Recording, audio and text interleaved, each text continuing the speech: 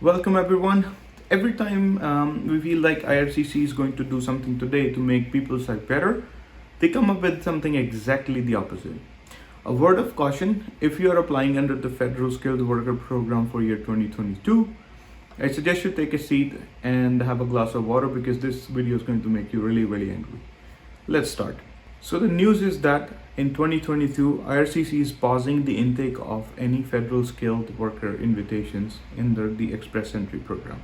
I know a lot of people are going to be angry. I'm angry myself, but my reason of anger is for two specific reasons. One, again, is that they're pausing the intake for federal skilled worker, playing with people's life, people who are in the Express Entry pool for a very long time. Since 2019, since COVID started, they have not given any invitation to the federal skilled worker outside Canada. The second reason why I am really angry is the no transparency from IRCC. The problem is that this information which came out, it's not because IRCC released this information to make the public aware that they are not going to do the federal skilled worker draws. This came out because some regulated Canadian immigration consultants and immigration lawyers in Canada applied for getting information from IRCC through the Access to Information and Privacy Act, which is really ridiculous. So if IRCC wants to do something and it's going to impact a lot of people's life, they should at least come out and release that information ahead of time so that people can plan their life accordingly. It shouldn't be the other way around, that somebody has to go through the back door to try to find this information out. This is not the only information which came out like this. There are some other more disturbing information which came out. I'm planning on making a video on that one as well, which is again going to make more people angrier than this video itself. So the issue here is that at the estimate 76,000 people are in the inventory for federal skilled worker program, and IRCC is saying that before they give any new invitations, they want to process these applications first, right? And this estimate of 76,000 people is more than what they need to meet the target for year 2022 and 2023. So for them, it's not really any ideal situation that they would give any more invitations to people. So talking about the Express Entry pool, it looks like we have more than 207,000 people in the Express Entry pool, which is a culmination of people under the Federal Skilled Worker class, Federal Skilled Trades class, and Canadian Experience class, which are the people who are already inside Canada. Okay, and in the last year and a half, what IRCC have done is that they've only processed the application for people who are already inside Canada, or people who are getting nomination from the provinces, because people are either inside Canada as a student or a worker. But other immigration programs or economic immigration programs has been stalled because of the reason they keep giving COVID. My issue with that is that the world has moved on. COVID started in 2019. We've been almost in this situation for over 2 years, and that's good enough time for anybody to figure out how they want to handle their business. And if IRCC is not doing that right now, it's not the problem of people, it's problem with you, because you're not able to take care of your own business properly. There is a saying that if you want to collect honey, you shouldn't kick the beehive. But in my situation, or in other RCIC situations who want to help people to come to Canada, we do not really have any choice. We can do applications, we can bring people into the pool with the right way possible, but unless IRCC cleans up their situation and start giving invitations to people, there is not a lot we can do.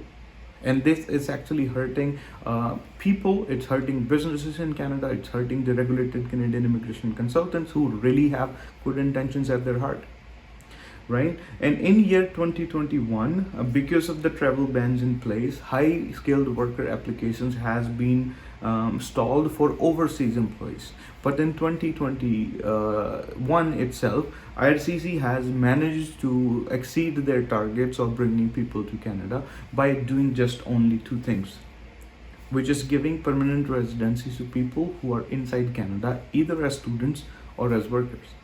So we have seen over 90,000 applications has been approved for permanent residency, and many of them wouldn't even qualify for permanent residency if this was not for COVID, because they didn't have enough CRS scores. So anybody who was present inside Canada since 2019 just got the benefit of COVID to get their permanent residency, wherein actually high skilled people who should have been in line for getting the permanent residency before these people, they didn't get their residencies. And this is not just going to create a problem with the skilled trade market in Canada, it's actually doing so. There are surveys which are being done which says that over 55% of businesses are struggling to get the right skilled people working for them. And what is IRCC doing about it? Not getting the people who are required in Canada, but doing the exact opposite of stopping the processing the applications of those right people who need to be in Canada, so that Canada can recover from the economic backlash because of COVID. So the current immigration plan Canada has, it states that they need about 110,000 skilled workers in Canada in next 2 years. But other than that, IRCC is saying that forget about those targets, because the way the workload is, they are probably going to have to slash the target by about half, because IRCC is busy processing the applications for the TRPR program, which is temporary resident to permanent resident program for people who were already inside Canada, which we just mentioned, the students and the workers who got their permanent residency applications approved. So IRCC is saying that their hands are tied accessing and approving those applications, and the other applications which are the people affected by the Afghanistan crisis. So those are the two priorities which IRCC is working on right now. About the immigration problem created by the Afghanistan situation, initially the Liberal government stated that they're going to bring in 20,000 Afghanistan refugees into Canada, but later on they increased the number to 40,000. As per the latest reports, about 7,000 people have already landed in Canada, and their applications are being processed for becoming permanent residents of Canada. So what is going to happen next is that in February, the Parliament is going to resume, and a new immigration bill is going to be proposing to bring down the federal skilled worker processing time to about 6 months, because right now it's about 25.4 months, which is very, very high compared to the expected time. But the speculations are that it's not going to come as anywhere close to 6 months, but it's going to go as high as about 36 months, which is going to be a big problem, because it's going to delay the existing applications. Plus, if the existing applications are not handled on time, the new federal skilled worker draws are not going to happen unless the existing backlog is going to be removed. A lot of people are trying to reach out to IRCC to figure out what they are going to do to get rid of this situation, this problem which is happening because IRCC is not handling their applications at time. One problem which seems like it's happening is that majority of the IRCC employees are getting used to work from home, and they are not really working from the office situation where a strict control could happen on the number of applications they are actually doing. To handle the situations, they are trying multiple things. One is doing a lot of things automated, which I'm going to speak about in another video, which is going to be a big problem for many people. And the other is that, again, the government says that, okay, well, if there's a problem, let's resolve it by bringing more money into IRCC. And it seems like in 2022-2023, the government is proposing to add additional $85 million to IRCC to maybe probably figure out other ways to speed up the processing of this application, maybe by adding new people, which would again take a lot of time to get trained to do these applications properly. All right, so this is the information which I want to bring out. For me, it's a big problem. I am not sure why for the last 2 years IRCC is not able to figure out a better way of handling these applications and reducing these processing time. I am pissed off as an RCIC, because I know a lot of clients, my clients may be clients of my fellow RCICs who are in situations which are going to give them a lot of trouble if their applications are not processed in the this year or next year. For example, if your age is 29 and you're almost at the edge 470 points, by the time your age gets increased, your points are going to decrease, and you're no longer going to be eligible for federal skilled worker category or federal skilled trades category. is IRCC going to do anything for those people who are now eligible, but by the time IRCC ends up reaching their applications, they are no longer going to be eligible? Is there going to be any compensation for those people because they are not becoming ineligible because of their own situation? They are becoming ineligible because IRCC is not able to handle their applications on time. Right? Hopefully, more and more people would start speaking about these things, reaching out to their local MLAs or MPs in Canada, or writing to IRCC and the immigration ministers to put more pressure on them to get these application processed on time and figure out more innovative ways to do these applications.